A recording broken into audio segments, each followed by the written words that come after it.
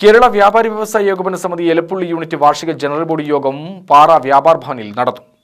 ഏകോപന സമിതി സംസ്ഥാന വൈസ് പ്രസിഡന്റും ജില്ലാ പ്രസിഡന്റുമായ ബാബു കോട്ടയിൽ യോഗം ഉദ്ഘാടനം ചെയ്തു.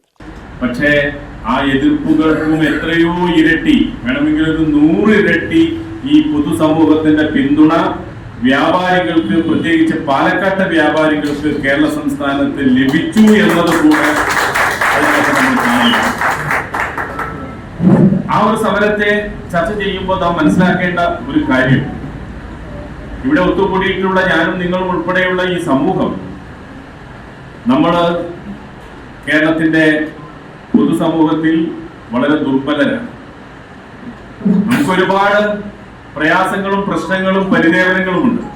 പൊതുസമൂഹത്തിൽ വ്യാപാരികൾക്ക് തുണ വ്യാപാരികൾ മാത്രമാണെന്നും വ്യാപാരികൾ ഒറ്റക്കെട്ടായി നിൽക്കേണ്ടത് അനിവാര്യമാണെന്നും ബാബു കോട്ടയിൽ പറഞ്ഞു. Elappully unit president V Babu അധ്യക്ഷനായി.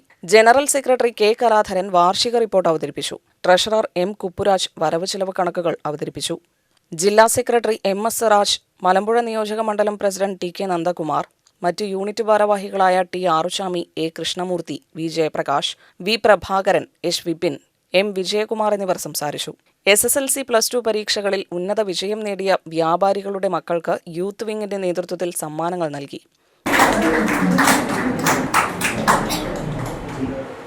UTV news, Palakkad.